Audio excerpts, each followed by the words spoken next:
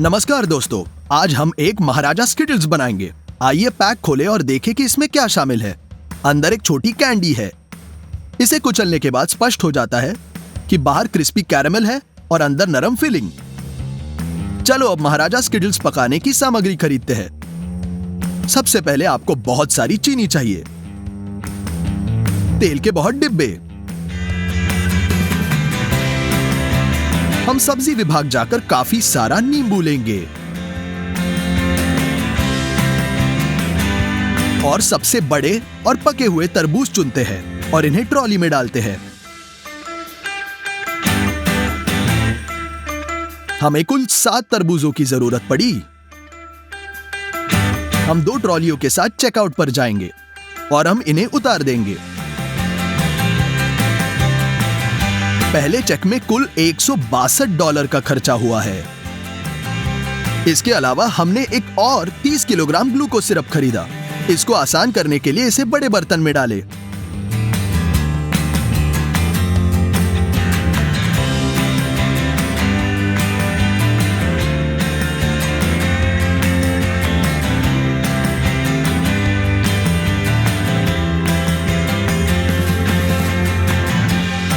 मैंने विशेषतः इस वीडियो के लिए कुछ ऑर्डर किया।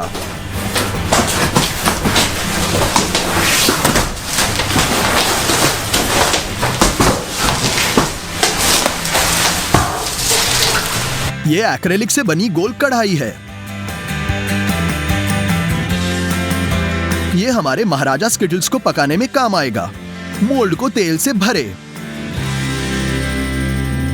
और ब्रश से फैला दे।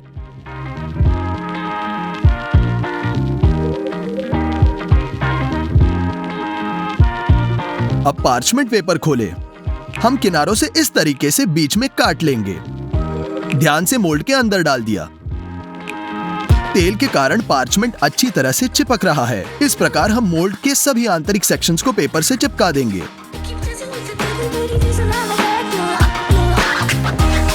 हो गया, ये बहुत अच्छा निकला। हमने सॉस पैन को तराजू पर रखा। हम इसमें 150 ग्राम ग्लूकोज सिरप डालेंगे। अब 350 ग्राम चीनी और 100 मिलीलीटर पानी भी।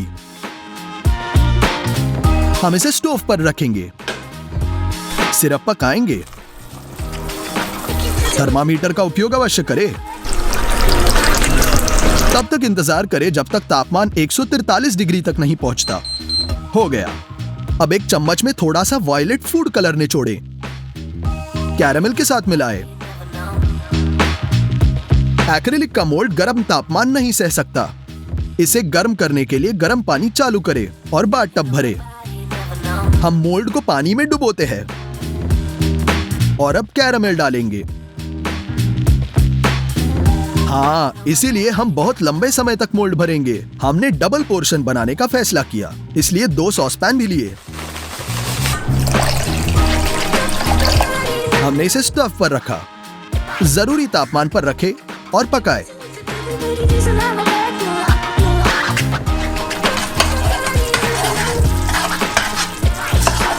हम बाथटब में दूसरा मोल्ड डाल देंगे। इसमें कैरेमल लगाएं।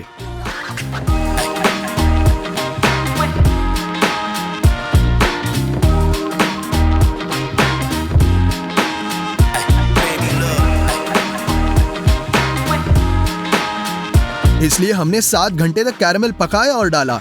कई मौकों पर वहां टेढ़ा हुआ और मुझे धीरे धीरे फावड़े के साथ सब कुछ कवर करना पड़ा। हम स्टूडियो में फॉर्म लाएंगे।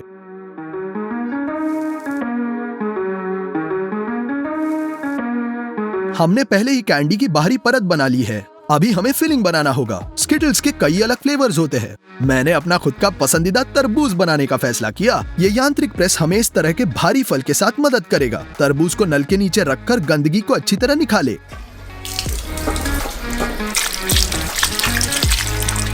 हम एक विशाल कटोरे में साफ तरबूज रख देंगे।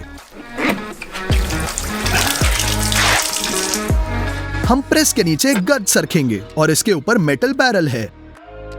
एक तरबूज लेते हैं, इसकी पूंछ काटते हैं, फिर दूसरी तरफ से हम खड़ा करके सभी हरे छिलके को हटा देंगे।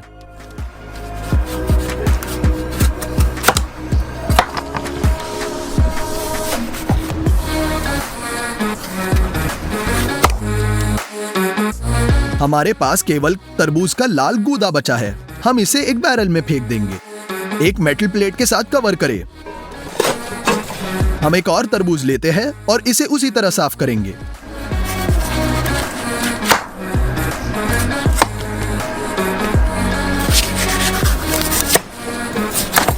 हम इसे भी बैरल में भेज देंगे, दूसरे शीट के ऊपर। बाद में हम नीचे एक 20 लीटर खाली बोतल को रखेंगे, इसके ऊपर एक फैनल। हम पेंच को चालू करना शुरू करते हैं। यह जरूर चेक करें कि यह मेटल शीट के खांचे में प्रवेश कर रहा है और रस बहुत आसानी से निचोड़ा हुआ है। यह टब में जाता है और बोतल में बह जाएगा। हम अपनी सारी शक्ति लगा रहे हैं। 2 तरबूज से पर्याप्त रस नहीं निकला। हमने एक बार में 3 तरबूज छीलने का फैसला किया और उनमें से हर एक को टुकड़ों में काट दिया।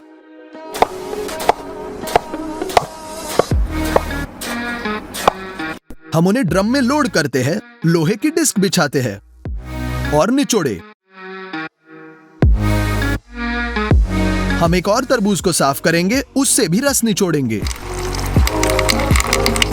यह लगभग एक पूरी बोतल भर गई, लेकिन मैं चाहता हूं कि मेरी स्किटल्स खट्टी हो, नींबू से रस भी निचोड़े। सबसे पहले हम उनकी अंदर की सख्ती को हटाने मेज पर अपने हाथों से रोल करेंगे। फिर हम इन्हें काटते हैं और हाथों से निचोड़ते हैं।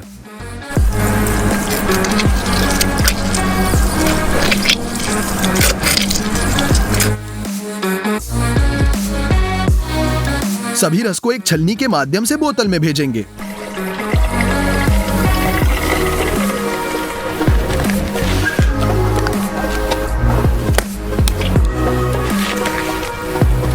जब तक हम स्टूडियो में पहुंचे तब तक रस अलग हो चुका था और लाल हिस्सा सबसे नीचे था। हमने इसे आजमाने का फैसला किया। स्वाद बिल्कुल नहीं बदला, यानी असली तरबूज का रस ट्रांसपेरेंट है। बोतल को अच्छी तरह से हिलाए और रंग वापस आ जाएगा। फिलिंग कैरामेल के लिए आपको 4 बर्तन चाहिए। उनमें से प्रत्येक में 150 मिलीलीटर तरबूज का रस डालें।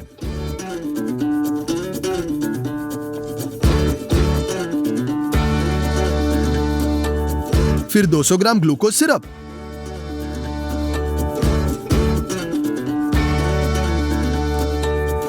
और 300 ग्राम चीनी सभी में। हमने ये सब स्टव पर रखा। एक बर्तन में थर्मामीटर अवश्य लगाएं। कैरामेल उबल रहा है, आप इसे बिल्कुल नहीं छूना। बस 123 डिग्री तक पहुंचने तक प्रतीक्षा करें। मक्खन खोले। हम इसे छोटे टुकड़ों में काटेंगे।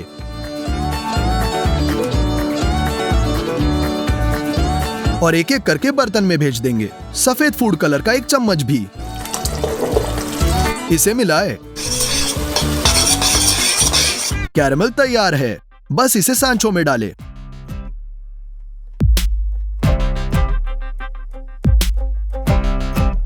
आपको पता नहीं है कि हम कितने समय से ये सब पका रहे हैं। पूरे 1.5 दिन। अंत में मोल्ड भर जाएगा।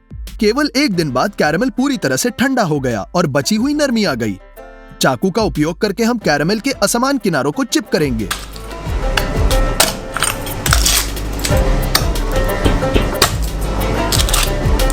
यह मोल्ड पार्चमेंट से ढकेंगे। हम ऊपर एक बोर्ड डालेंगे और इसे पलट लेंगे।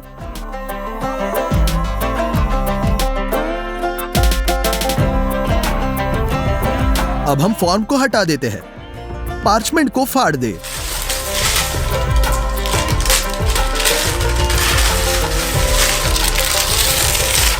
और हमारे कैंडी के आधे हिस्सों को वापस पलटे।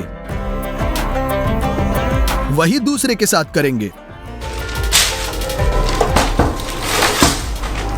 अब सबसे खतरनाक बात, एक गोले को दूसरे के ऊपर रखना है। फिर सबसे बुरी बात हुई, गोला आकार से बाहर कूद गया और हमने एक रन सुना, जिसने हमें बहुत सतर्क किया। हम 2 हिस्सों को जोड़ने की कोशिश कर रहे हैं।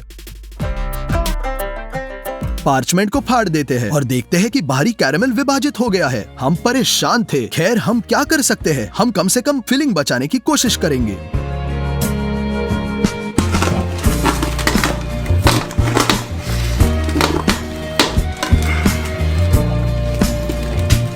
हम इसे फॉर्म में डाल देंगे।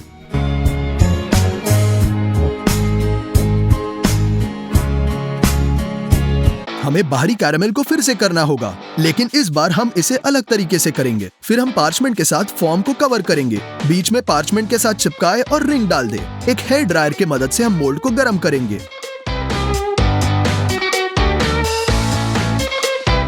हम फिर से कैरेमल पकाते हैं। वास्तव में कुछ डरावना हुआ। कुछ जगह पर गर्म कैरेमल ने इस बल के साथ विस्फोट किया कि इसने हुड के जाली को खटखटाया, छत को बिखेर दिया, स्टूडियो को आधा हिस्सा और मेरे चेहरे पर चढ़ गया। गंभीर जलने और आंखों की चोटों के साथ मुझे एम्बुलेंस द्वारा अस्पताल ले जाया गया। यदि आप मेरा चेहरा देखना चाहते हैं तो इंस्टाग्राम के लिंक को क्लिक करें। मुझे तुरंत कहना होगा, तमाशा दिल को बेहोश करने के लिए नहीं था। जब मैं ठीक हो रहा हूं तो स्किटल्स पिताजी के साथ पकाएंगे। मोल्ड की दीवारों पर वायलेट कैरेमल डालो। हम असमान किनारों को काट लेंगे।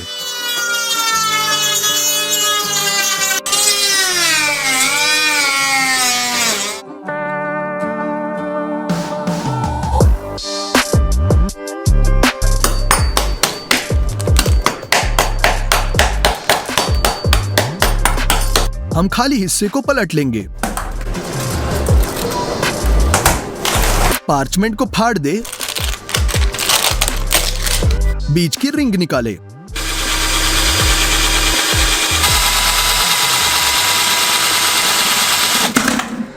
निचले हिस्से के किनारों को गर्म कैरेमल से ढक देंगे।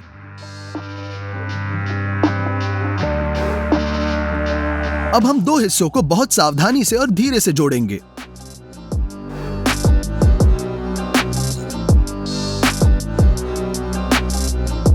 एक बार फिर हम जोड़ों पर कैरेमल फैलाएंगे।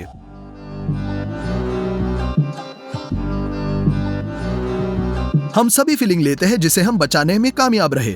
चाकू से हमने इसके टुकड़े काट दिए। हम अपने स्किटल्स के शीर्ष को भर लेंगे।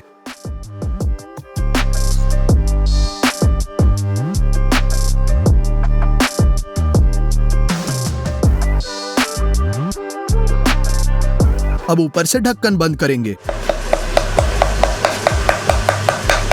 कैरेमल लगा लेंगे। हमने चाकू से अतिरिक्त हिस्से को काट दिया।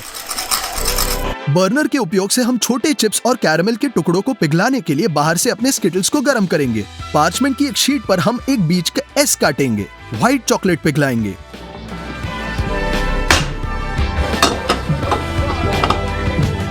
हम इसे एक सिरिंज में डालेंगे। इसकी मदद से पहले पत्र की बॉर्डर को तैयार करें। फिर इसे अंदर भरे।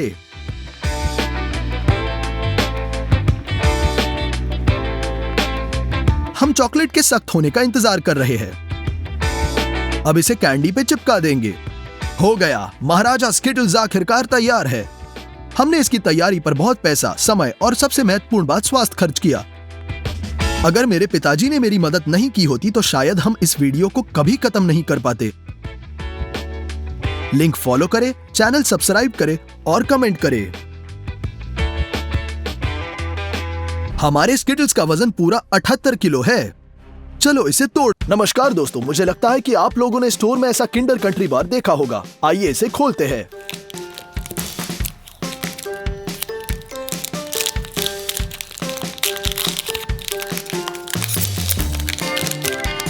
ये कुछ प्रकार की छोटी चॉकलेट की तरह दिखता है। हमें इसे काटने और अंदर देखने की जरूरत है। तो मिल्क चॉकलेट बाहर की तरफ है, अंदर एक घना सफेद फिलिंग है और खस्ता अनाज है। मुझे आश्चर्य है कि इसका स्वाद कैसा होगा। खस्ते फिलिंग के साथ एक कूल कैंडी बार। तो आज हम बिल्कुल वही पकाएंगे, केवल 1000 गुना बड़ा। तो चलते हैं। सबसे महत्वपूर्ण बात उच्च गुणवत्ता वाला मोल्ड बनाना है। पिताजी इसमें हमारी मदद करेंगे। हम प्लाईवुड शीट लपेटते हैं और इसे चिपकने वाले टेप के साथ ठीक करेंगे। ये तैयार है। अब हमें पेचकस और कोनों से लेस है। हम उन्हें प्लाईवुड में जकड़ देंगे।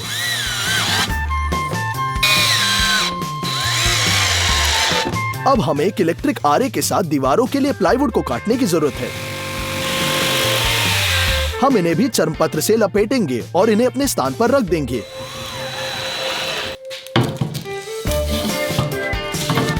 हम अपने मोल्ड के अंदर जुड़ने के लिए 45 डिग्री पर काटेंगे और ये झालर बोर्ड को चिपका देंगे। बीच में एक धातु के कोने पूरे आकार के साथ गुजरना चाहिए।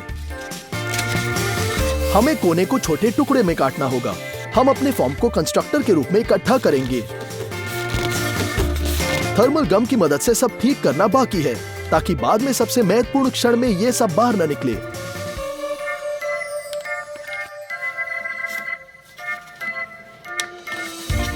इस पॉइंट पर फॉर्म पूरी तरह से तैयार है और हम ऐसे उत्पाद खरीदेंगे जो किंडर कंट्री का हिस्सा है। तो मिल्क चॉकलेट हम 30 किलो खरीदे, चीनी 13 किलो, पाउडर्ड मिल्क हमने 25 किलो की 2 पूरी बैगें खरीदी, पाम ऑयल 20 किलो बक्से। इसमें खस्ता अनाज अर्थात गेहूं के ममरे, चावल के ममरे, जौ के ममरे और अनाज के ममरे शामिल है। हम इसे प्राप्त नहीं कर सकते, इसके लिए हम इसे साधारण अनाज से खुद बनाएंगे। तो ऐसे सॉस पैन में 1 किलो अनाज डालेंगे, 2 लीटर पानी डालेंगे और इसे तब तक पकाएंगे जब तक कि सारा पानी वाष्पित न हो जाए। हो गया। हम इसे स्टोव से हटाते हैं और इसे 4 बेकिंग शीट पर बिखेरेंगे।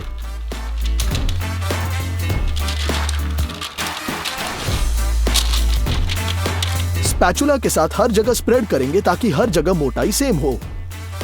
हो गया। हम बेकिंग शीट को ओवन में धकेलेंगे। केवल 50 डिग्री और कन्वेक्शन मोड सेट करेंगे। हम 5 घंटे इंतजार करेंगे और इसे प्राप्त करेंगे। परिणाम पूरी तरह से सूखा हुआ उबला हुआ अनाज है। अब अंतिम चरण बाकी है। इसके लिए एक डीप फ्रायर तैयार करेंगे। तेल को 200 डिग्री से अधिक गर्म करना आवश्यक है और अब हम इसमें प्रकार का अनाज फेंक देंगे। यह पॉपकॉर्न की तरह विस्फोट और पॉप करना शुरू करेगा। इस तरह से रखो अगर आपको नहीं पता कि आपको अनाज से पॉपकॉर्न बनाना है या नहीं। हम छलनी उठाते हैं और अतिरिक्त तेल को हिलाएंगे और तैयार उड़ा हुआ अनाज कागज तौलिए पर।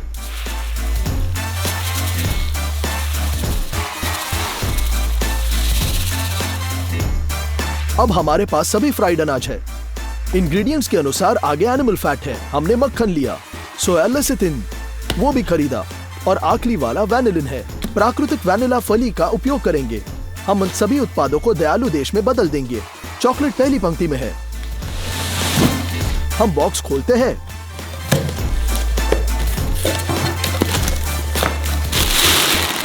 और मार्माइट में 10 किलो मिल्क चॉकलेट डालेंगे।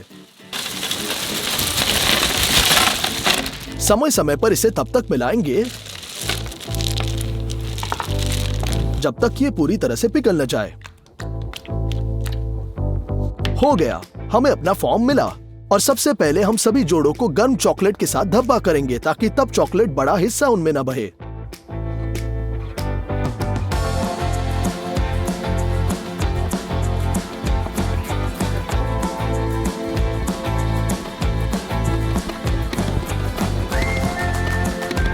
अब हम बचा चॉकलेट डालेंगे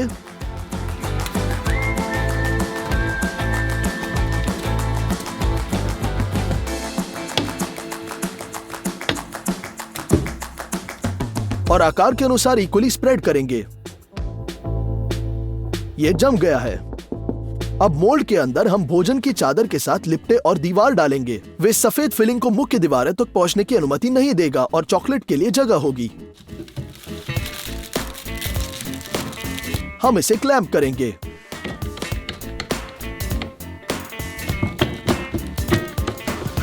हम पाम ऑयल को बॉक्स से बाहर निकालेंगे। एक माचे का उपयोग करके हमने इस ईंट को आधे में काटा और इसे बर्तन में डाल दिया।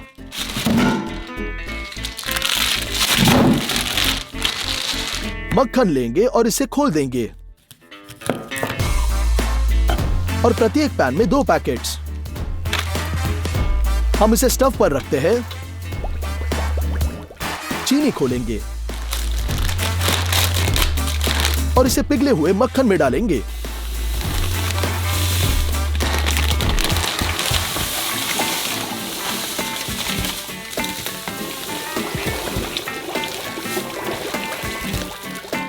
हमने सोचा था कि चीनी गर्म तेल में घुल जाएगी, लेकिन ऐसा नहीं हुआ। खैर ये ठीक है। हम 2 विशाल बेसिन्स लेते हैं, पाउडर मिल्क के बैग खोलेंगे और प्रत्येक बेसिन में 25 किलो डाल देंगे।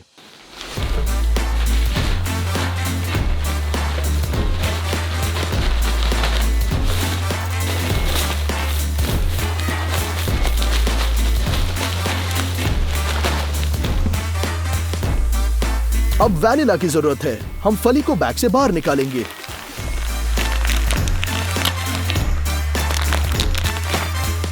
हाई क्वालिटी वाली वैनिला ऑयली होनी चाहिए, तो हम इसे लंबाई में काटेंगे और चाकू से बीज को खुरेच देंगे। यह सबसे मूल्यवान और सुगंधित हिस्सा है। हम इसे कटोरे में डंप करेंगे और बीज प्राप्त करना जारी रखेंगे।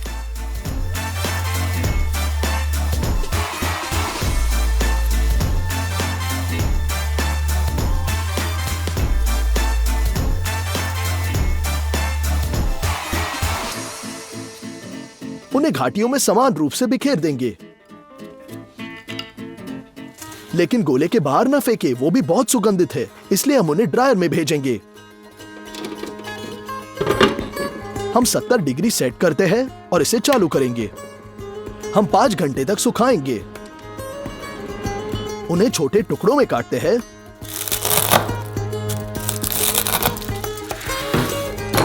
और इसे कॉफी ग्राइंडर में भेजेंगे। यहां वे पाउडर में बदल जाएंगे। हो गया। वेनिला पाउडर भी आटे में बिखेर देंगे। यहां हम चीनी के साथ पिघला हुआ ताड़ का तेल भी डालेंगे।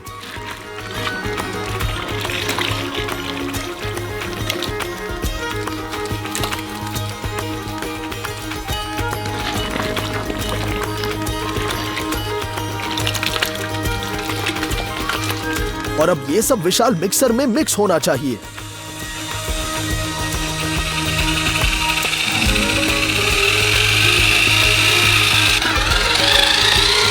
ये पनीर के समान एक द्रव्यमान निकलेगा, तो हमने बेसिन में मिश्रित किया। अब हमें मैलेंजर की जरूरत है। इसे चालू करेंगे। हम इन इंग्रेडिएंट्स को सॉस पैन में इकट्ठा करेंगे।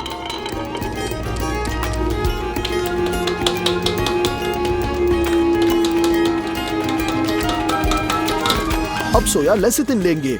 यह आणविक स्तर पर उत्पादों को मिलाने और उन्हें पतला बनाने में मदद करेगा। 30 मिनट बाद द्रव्यमान सजातीय हो गया है।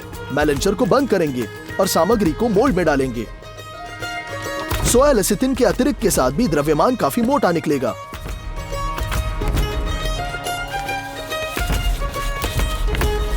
पफ्ड सीरियल्स जोड़ना आवश्यक है।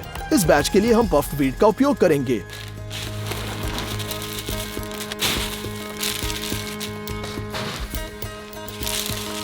हम इसे सफेद द्रव्यमान में दबाते हैं और फिलिंग का दूसरा बैच बनाएंगे।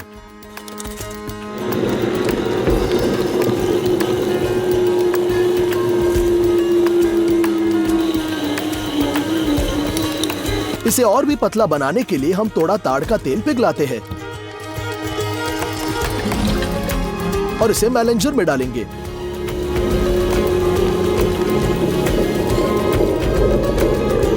एक और 30 मिनट के लिए बीट करेंगे और मोल्ड में डालेंगे। इस बार द्रव्यमान वैसे ही निकला जैसे हमें चाहिए।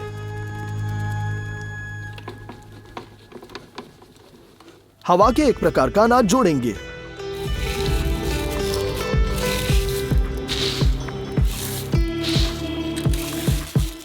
इसे फिलिंग के साथ मिलाएंगे।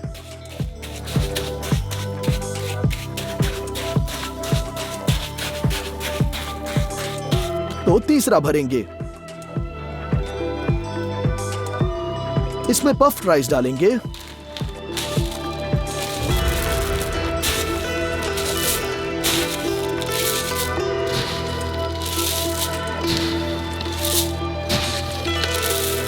और इसे भी मिलाते हैं।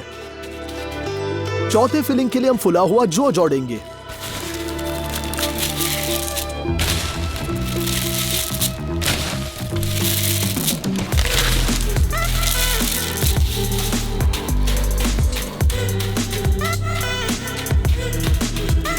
हम इसी तरह फॉर्म भरते रहेंगे।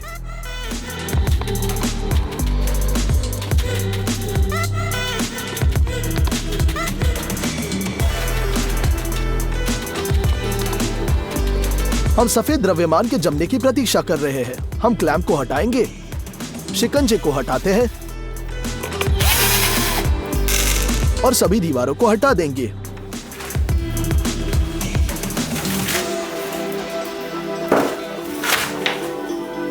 ये फिलिंग के लिए एक परत निकली। अब हम केवल बाहरी दीवारों को वापस लौटाएंगे।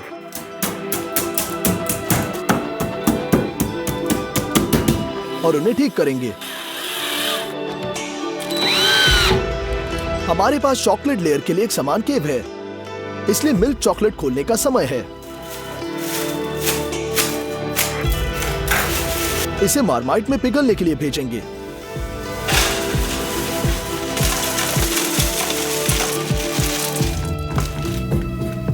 लेकिन इस बार चॉकलेट को अधिक तरल होना चाहिए, इसलिए हम मक्खन जोड़ेंगे और इसे चॉकलेट के साथ अच्छी तरह से मिलाएंगे। अब ये सही है, हो गया। हम चॉकलेट को एक कप में स्कूप करेंगे और हमारे विशाल किंडर कंट्री की दीवारों में भरेंगे।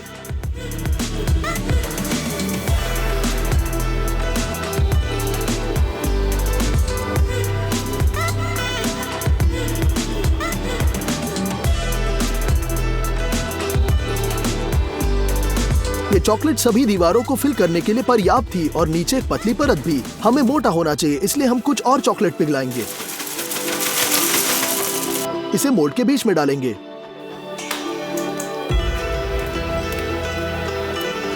और इसे समतल करने के लिए हम स्पैचुला का उपयोग करेंगे।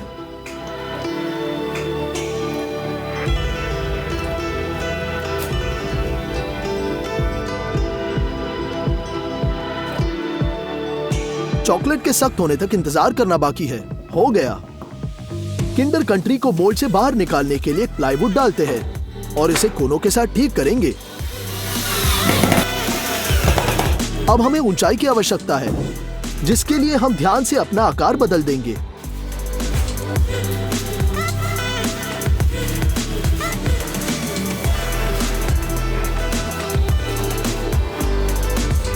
यही है, हम इसे अलग कर देंगे।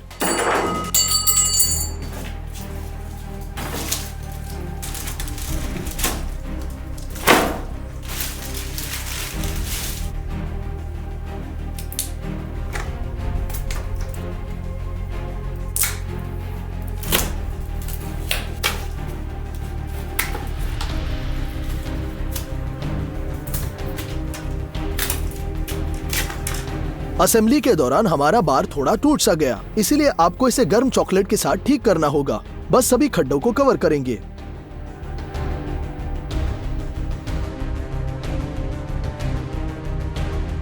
ओरिजिनल किंडर कंट्री के प्रत्येक घन पर ऐसा स्पाइक होता है। इसे दोहराने के लिए हमें एक स्टेंसिल बनाएंगे। हमने इसे पतले फाइबर बोर्ड से हाथ की आरे से काट दिया। 3 घंटे के बाद यह तैयार। हम इसे ऊपर लागू करेंगे और खरोच हम स्टेंसिल को पहले बाहर से रेखांकित करेंगे।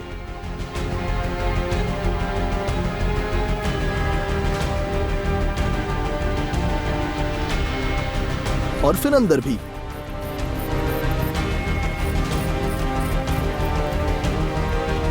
हो गया, इसलिए हमें इसे 9 बार करना होगा। अब किंडर कंट्री का 1000 गुना बड़ा हुआ कॉपी तैयार है। मेरी राय में व्यावहारिक रूप के जैसे कि तैसा है। चलो एक टुकड़ा काट लेते हैं।